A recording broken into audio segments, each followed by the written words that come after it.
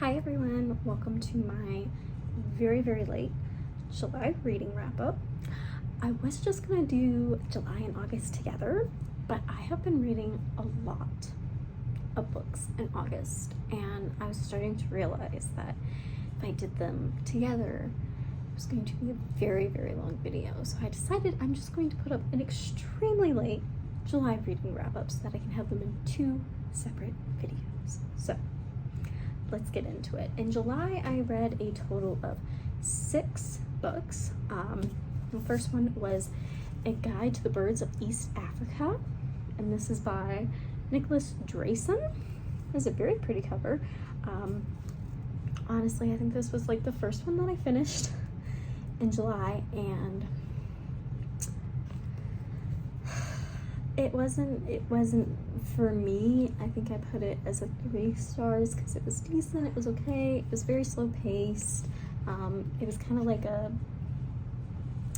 it's like 2 old men having a contest for who can find the most birds, so that they're having a contest for who gets to ask out this woman. So it's kind of like romance, but yeah, but it's very slow paced. It's got a lot of, scenery and stuff in it. And there's some other like subplot lines going on and stuff it's just all kind of slow pace. I'm not big on slow pacers. But I gave it about a 3 stars. Just wasn't for me, but if that is more your style, then you might like it more than I did. So that's the first one here. The second one that I read was What Was the Vietnam War? This is by Jim O'Connor. This book is, wow, really good. A lot better than I thought it was going to be. Now, first off, you see the funny, like, so funny, right? But inside, it actually has some of the prettiest artwork. There was one that I really loved. Look at that. Look at that. Like, it's very pretty artwork. Like, just, yeah, nothing like yeah. So I believe I gave this one, I want to say 4. I should really check my ratings before I make these videos. I believe I gave this one a 4 or 4.5 stars. I really like this one. Wow, did I not realize like how little I knew about the Vietnam War. Although history was not my favorite subject growing up, so I definitely did not pay as well attention as I should have. A lot more interested in it now. This was a really good book. I would definitely recommend this for anybody just wanting to know more. It's very short, very easy to read, and it even has little real life pictures in the middle there. Yeah, and I kind of like how it kind of has some open-end questions about like, was what they did here right, like, but it doesn't really answer them for you. It doesn't push like an opinion on you, which is really nice and really good for like historical and stuff like this, because especially when you're using it for kids, I feel like you shouldn't be bombarding them with opinions of what you think about it. You need to be giving them the facts and, teaching them how to analyze and come up with their own opinions. And so I really like that about this book, and I am looking forward to getting more of these styles books, and I will probably use it in my homeschool curriculum when my kids get old enough for them. So very much enjoyed that one. The next one we have on the list here is Old School: Life in the Sane Lane by Bill O'Reilly and Bruce Fernstein. This was an interesting book. This was more simple than I thought it was going to be. It's pretty basic. Like, it had a lot of like personal stories and stuff, and the whole like, oh, this is what a snowflake is and everything, and what old school is, and that stuff is kind of funny, being like, you're old school if you do this and this. Like, those little rants were really funny throughout the book, but it wasn't amazing, like I thought there was going to be more depth in it. It was more lighthearted and stuff. That's your thing, you might really like it. It still was a bit of a humorous read. I believe I gave it 3.25 stars, so not too shabby. I believe I even picked this up, or my husband did, at the Dollar Tree when we were doing a date night like game thing. So it was only $1 to begin with, so not too shabby for a $1 book, but it was okay. And the next book that I read, I'd actually been reading in June and July, finished it off at the end of July, is The Ever-Loving Truth: Can Faith Thrive in a Post-Christian Culture? And this is by Voddie Baucham Jr. My dear goodness, if y'all haven't read Voddie Baucham, you're a Christian, you should definitely check him out. Very solid biblical author. He's a pastor. Just, wow, this was really good. This was written, I believe, in early 2000 age, maybe, or like, I don't know, somewhere between 2000 and 2010, I want to say. I might be a little off there, but, and so much that was in it was still very present, very much applied. It applied to our day and age in so many ways. And yeah, I just found myself being like, oh my goodness, like,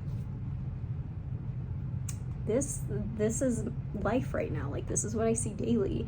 And then there were also like really big things that was like, wow, I feel insanely called out right now, or, you know, like, it's convicting, it was good, and all like biblically sound, This was an amazing book. 5 out of 5 stars. Cannot sing praises enough for this book. Please check it out. And the next book was such a fun read, you guys, okay? Such a fun read. Next book was The Babylon Bee's Guide to Democracy: How to Flawlessly Rig Elections, Bribe Any Politician, and Crush Your Political Enemies for Good. And this is obviously by the Babylon Bee. I looked at this randomly in a store and I was like, oh, I didn't know the Babylon Bee had books. Like, that's interesting. And my mother-in-law saw me looking at it and she just picked it up and grabbed it for me over Christmas. So I was like, okay, I'll take it. This book was hilarious though. I read this book to my husband out loud. And it was the absolute best book to do that with. Like, it was so hilarious and fun to read out loud to somebody.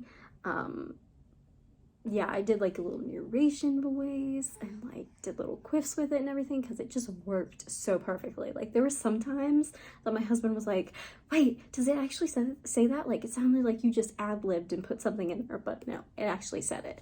It was just hilarious.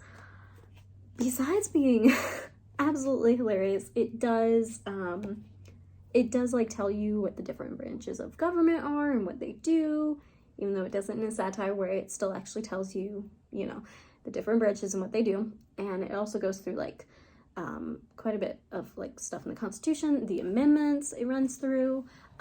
So like, I'm gonna say kind of bad, but like, compared to the type of like US government that you learned in school, at least that I learned and that several other people that I know learned, it taught a lot more and in a lot funnier way to me.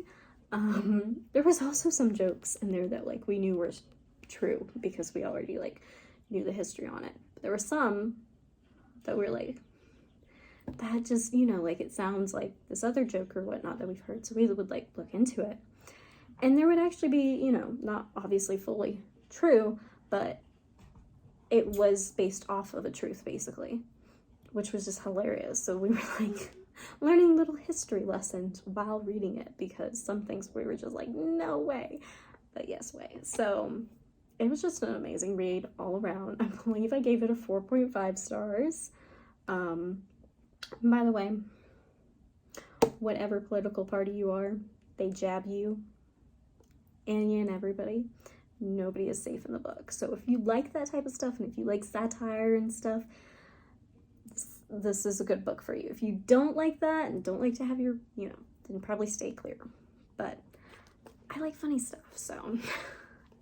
And the last and final book that I read, I listened to on audiobook actually. So I don't have a physical copy, but that was The Magic Strings of Frankie Presto by Mitch Albom, I believe. This was a very interesting book. Somebody had recommended it to me and I had no idea what it was about. I just saw that it was on audiobook and I was like, yeah, I'm gonna pick it up and just, we're gonna do this. So it was interesting, you know. I liked it. I think I gave it a 4. I think I gave it a 4 out of 5 stars. There were some like really pretty quotes and stuff, and just like the story. I don't know if I would have liked it as much if I read it physically, because the audiobook, there was just like so much extra with the audiobook, since it kind of switches gears and different people talk. It was really cool hearing all the different people talk about Frankie and everything. The setup, how it was set up at his funeral from the beginning was just, you know, really captivating, and starting out with his early life, like going through just the way it did. It was very, very mesmerizing, very beautiful, like kind of setup. And yeah, I liked it. You know, it made me cry a couple times. It made me kind of a couple times. There were some times that I was just like, I gotta slow down here. But for the most part, I really liked it. So 6 books, 1 audiobook. Ooh, that kind of. So it was a pretty decent reading month for me, especially since as a mom, I just really started being able to read consistently again. So I was pretty happy and impressed with how much I was able to do. I was really happy about it. So yeah, I know this is very, very late, but let me know what you read in July. What was your favorite book that you read in July, or have you read any of these? Are you interested to read any of these? Let me know in the comments down below, and thank you for tuning in today. All right, bye guys.